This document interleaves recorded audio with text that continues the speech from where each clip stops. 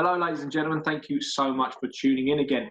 Today I've got Emma with me. Now, Emma is a hardworking business owner, fiance, and stepmom who's still doing quite a lot with her local schools that she works with. So, Emma, how are we doing at the moment? Yeah, all good over here. Very busy. Trying to keep a balance with everything.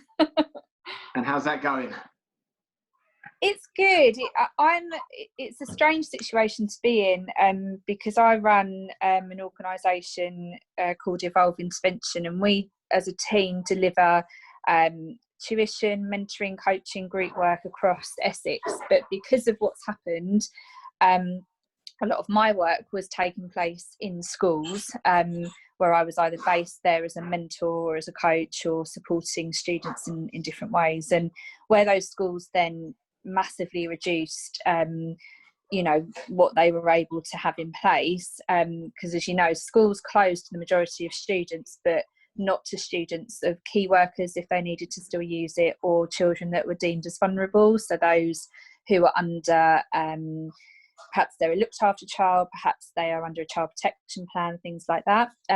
So my work kind of dried up in that the students I was seeing wouldn't fall into those categories. So therefore, I had to become furloughed for that part of my role. But as a director of the company, there are still statutory things I have to undertake. So it's been a really interesting adjustment for me to go from running around, seeing all my students, leading the team, doing all the things that I would normally do. All of that has changed because of what's happened. So I've had to learn to delegate an awful lot, accept and ask for help when I need it, because there's things that I'm not allowed to do, being furloughed, and trying to take that time that I have been spending driving 400 miles a week, and use it productively, which is quite hard for me because I'm better with structure than I am without it. So I can imagine. I hear you. Yeah, I'm in the same boat, and unfortunately, having that kind of structure turned on its head, it was something that I addressed very quickly as well. Is there anything that you've done to kind of combat that? Is there any tools you've used to try and reintroduce a form of structure? Yeah, so one of the main things, I've always been someone who has always been very well intentioned with things like exercise and diet, and I'm a massive advocate for using exercise to kind of help with mental health, to help just in your well-being, as much as your physical health. So I was always a massive advocate for it, and I was always telling students and anyone I talked to, I feel a bit stressed, try and build in some more exercise. But I wasn't very good at doing it for myself, purely because I think I'd get to the end of the day and I'd be so tired. The thought of then at sort of 8-9 o'clock at night going to the gym, I would just stick a pair of pajamas on and sit in front of the telly. So I was kind of really good at giving the advice but not doing it for myself. But what we've tried to do, because we've got my fiance's 2 boys that live with us, they're aged 12 and 13, so both quite active boys. They need a lot of they need a lot to do, so whereas they're having stuff with their school sent over, there's only so much we think we can really expect them to do sat in their bedrooms on their computers. We wanted to kind of try and keep them active and keep doing different things. So what it's turned into and has kind of now almost in itself created a structure which has been really helpful for me, is we've been doing things either together, all of us, or like 2 of us at a time, around exercise and getting out in the fresh air. We're really lucky to live in the middle of the countryside, so there's a lot on some land that's near a farm, so it's beautiful surroundings, but it took this to happen for us to really, I think, start making the most of it. So having that daily thing of every day we've got to get out in the fresh air, we naturally ended up deciding, well, we'll all do work related things or things around the house or whatever in the morning, school work, whatever might need doing.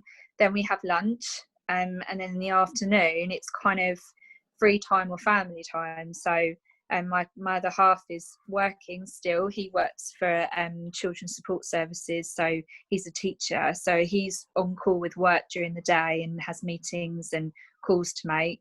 So often, like, me and the boys, like, two of us will go out for a walk, or we'll become a bit obsessed with Davina's Power of Three.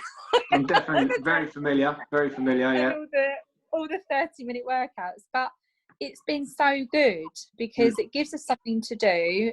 You know, the boys, as I say, are really active, so they need that every day. They need to get moving, or they're just horrible to each other.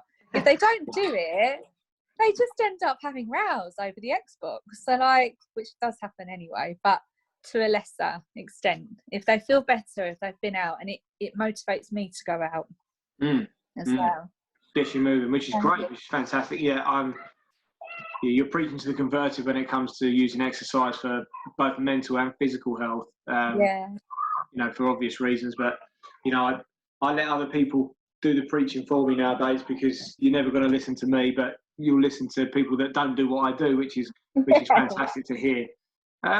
Okay, I mean, is there any like little take homes that you've learned recently? Is there anything that you thought, I want to carry that on moving forward?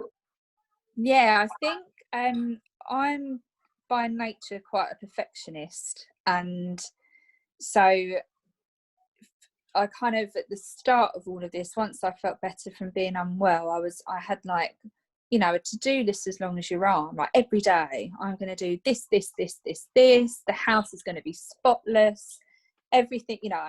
And I just, after a while, I just sort of realised, it was making me stressed. Not a space I really want to be in when we're all trying to deal with all of this, and it's all so unknown and difficult. Anyway, I think uncertainty breeds stress. So that wasn't really getting me anywhere, Jerry, to be honest. So I've just tried to stop putting so much pressure on myself, and that's definitely something that I'm going to try and keep with.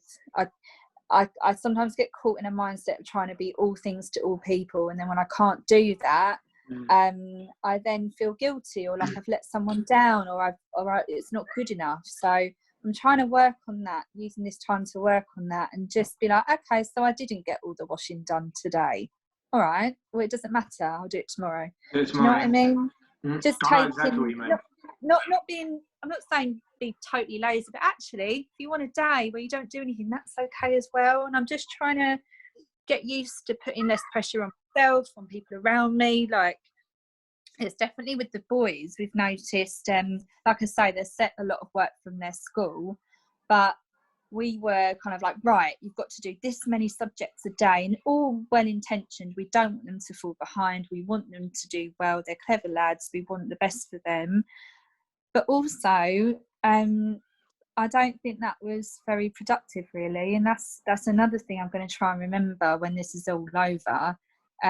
Your best is good enough. If you're doing what you can do the best you can that day, it doesn't matter the level that it's at, really. Yeah, I'm trying to keep myself in that in that headspace.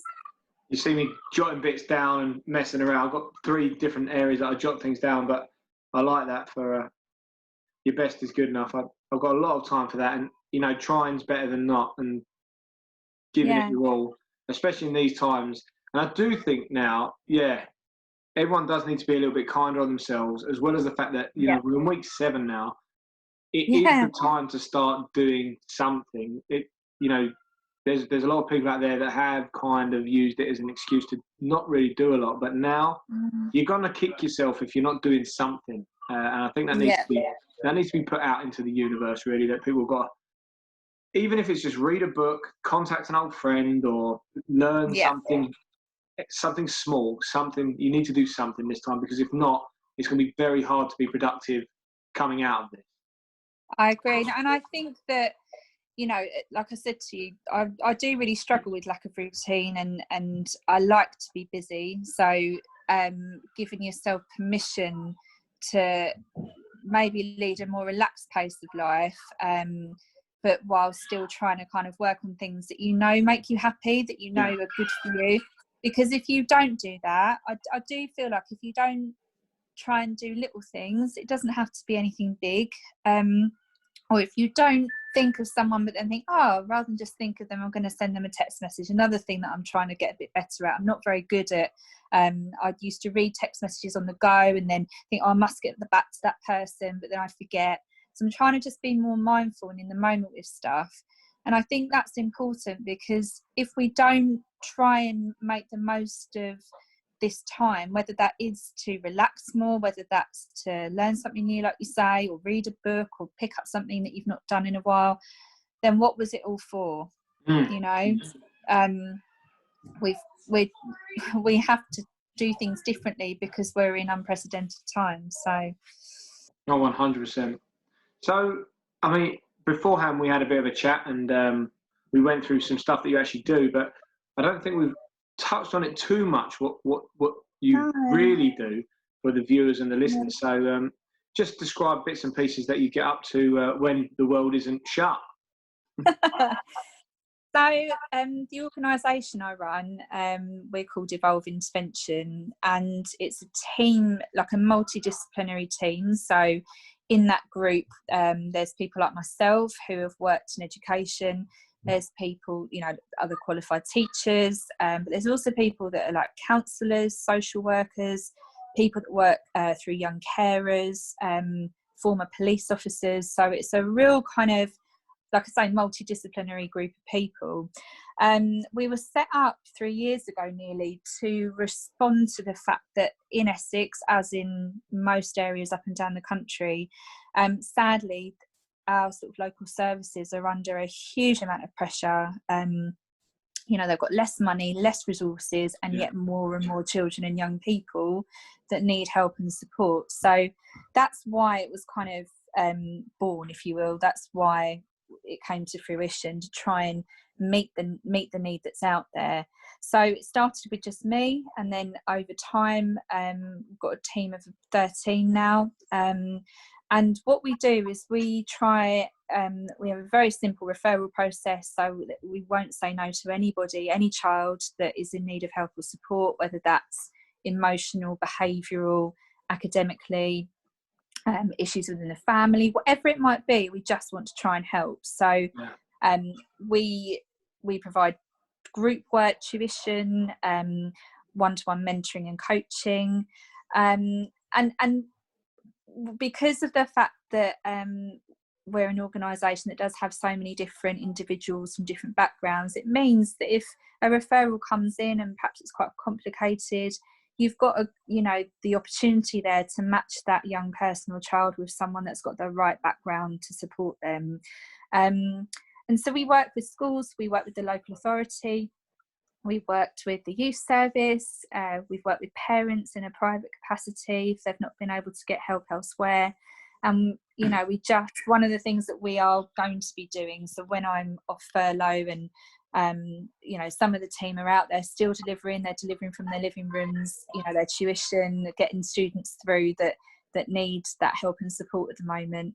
But when we're all back up and running, we want to try and create more online content. You know, that's another, you know, big learning curve, I think, for businesses, is how we transform what we do and make it more accessible. That's definitely been something that we've been thinking about, and just want to be able to connect with more people. So, for example, creating online resources that can be downloaded from anyone, anywhere, things that can be helpful for all people.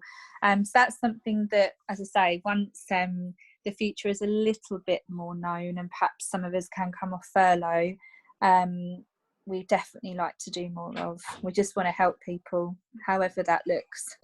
Yeah. I was talking to a lady the other day about some of the things that she's been up to. She does a lot of mindfulness stuff. She's a counsellor. She works with a lot of mostly adults, but she's talking about how important it is to have mental health first aiders now, and the fact that anyone with over 8 employees now has to have something in place for that. And that should be the case. Well. Yeah. I mean, I know there is a big push. So every school has the opportunity, and this is countrywide as far as I know, to send a member of staff to become a youth mental health first aider as a matter of, you know, a matter of due course. And I just think the more that teachers who are currently maybe not delivering lessons as much as they can, that the more they can learn about mental health. And there are some great online courses. We share a lot of online courses not delivered by us but by other reputable organisations around understanding mental health in children and young people. Just think it's really worth using this time to look at that if you can, and you are somebody that is teaching, because a lot of these mental health issues they're going to be seeing in the classroom, particularly when we return to a semblance of normality where children are back at school. But we don't know what the effects of all of this are going to be yet, but I'd bet good money that there's going to be a lot of children that need that level of understanding in place. But just the fact that it is so, the level of uncertainty, the fact that it happened so quickly, routine was broken, and, you know, children, everyone to a certain degree thrives off of routine.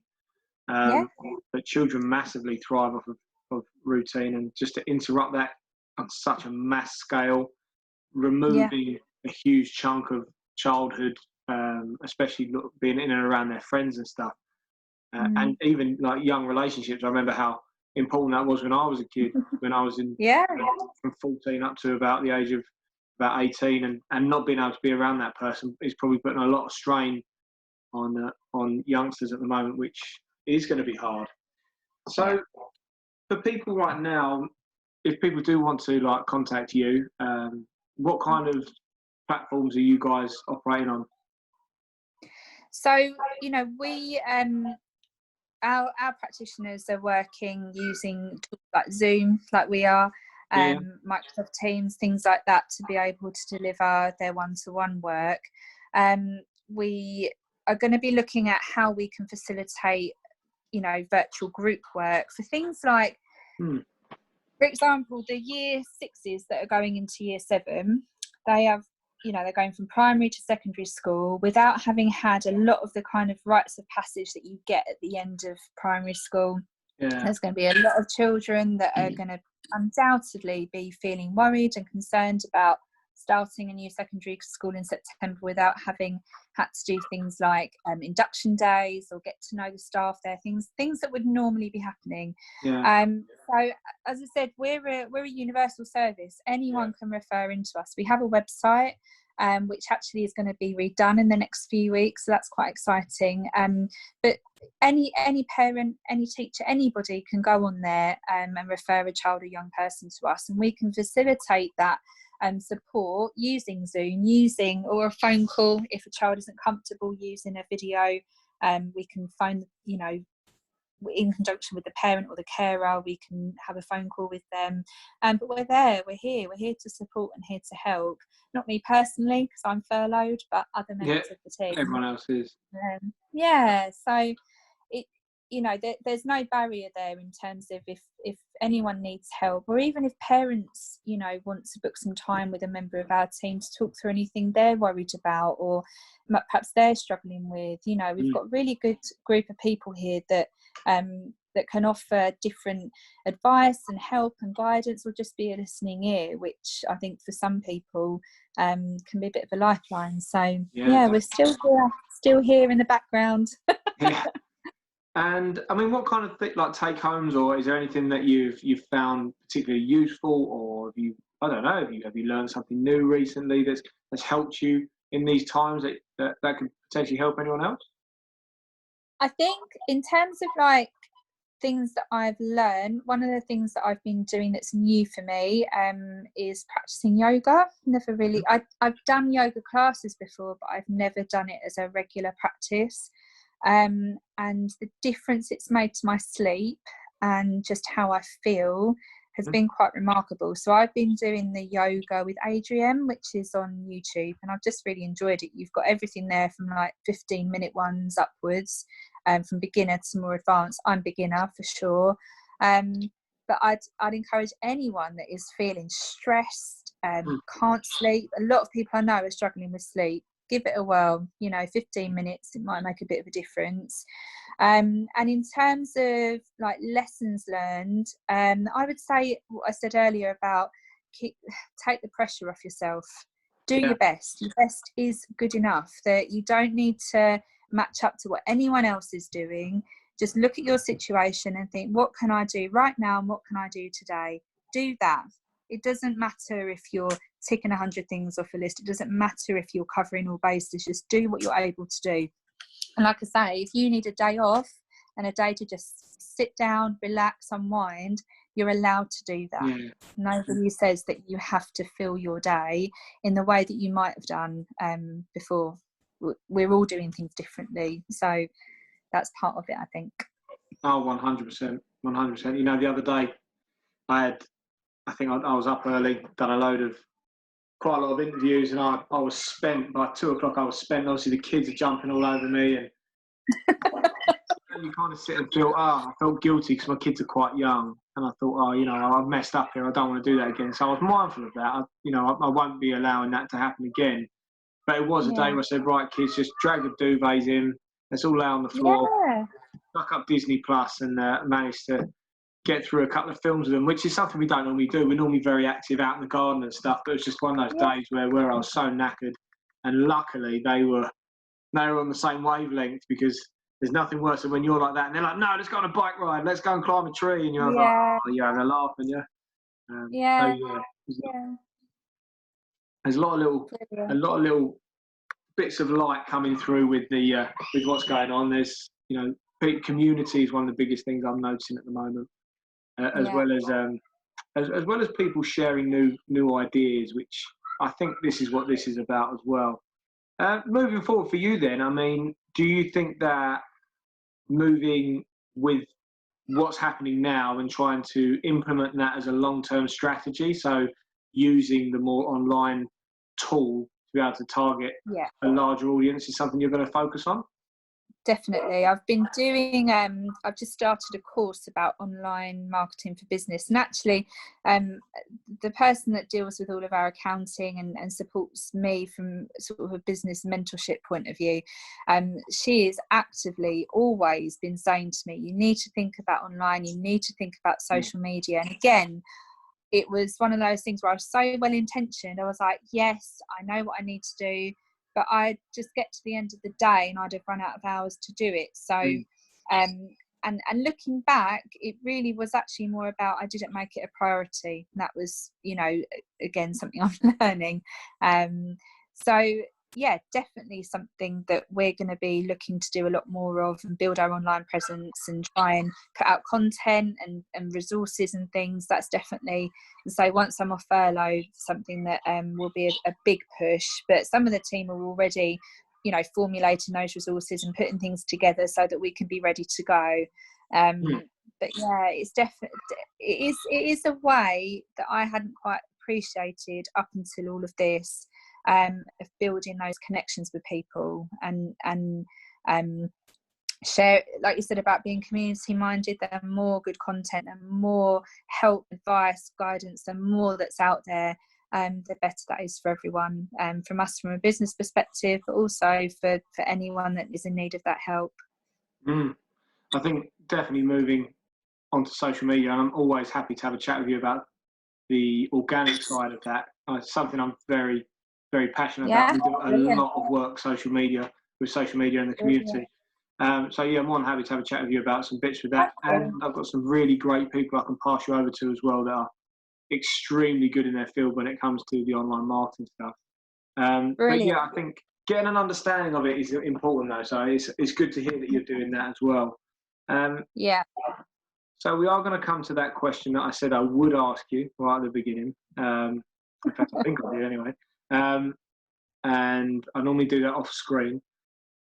So if you could go back in time, Emma, and you're going to go back to when this all started. So you've been in lockdown a little bit longer than the rest of us, though, haven't you? Yeah. You've been in for a while. I wasn't well at the start. Yeah. So if you had to go back, or you could go back, what advice would you give yourself right at the beginning of this when we first went into lockdown? I think I would say to myself, I think I said I spent my time running around, literally physically running from place to place to place, trying to squeeze everything in, and feeling very guilty when I couldn't fulfill everything that I felt I wanted to at the level I thought it should be. And I was always saying, oh, I haven't got time for this and I haven't got time for that. And the things I was saying that about were actually really important things, like my health. So I think if I could go back, I would go back to myself and say, right, you with your schedule and your to-do list, you've got to shift your priorities around. You need to get more of a balance in, because honestly, if you don't have your health and you don't have that sense of balance, then you can't do any of those things well anyway. So taking my own advice. I was very good at saying this to other people, really bad at doing it myself. So that's definitely the advice I'd give me. So thank you so much for that. You know, I hate to cut these things short, but I like to keep them in bite-sized chunks so people can listen to them. I'd love to come back to you with a separate project I'll be doing later on this year, hopefully when the world is open. But for now, all of your links, everything that you've mentioned, we will be putting into the show notes. So if you would like to contact Emma, you'd like to talk to her about her company and the things that she does, there will be all of the necessary links to be able to get in contact with her and her team. And if you're going for a bit of a tough time or you know someone that is, maybe get in touch and they've probably got something that's going to help. Thank you very much for watching again, guys. You know, this little community project that we're putting together at the moment is to lift people's spirits. So if you do know people that could benefit from this, please press that share button on your social media platform so other people can benefit the way you've just benefited from this interview. Also, if you'd like to get in touch because you have a voice and you'd like to tell your story, please either comment in the comments bar below or get in touch with me via my business page, which is ABC Gym on Facebook. Thanks again, Emma. It's been an absolute pleasure, and there's been a fair amount of take-homes that I'm going to use. Thank you so much, Jerry. No worries. See you soon. Bye.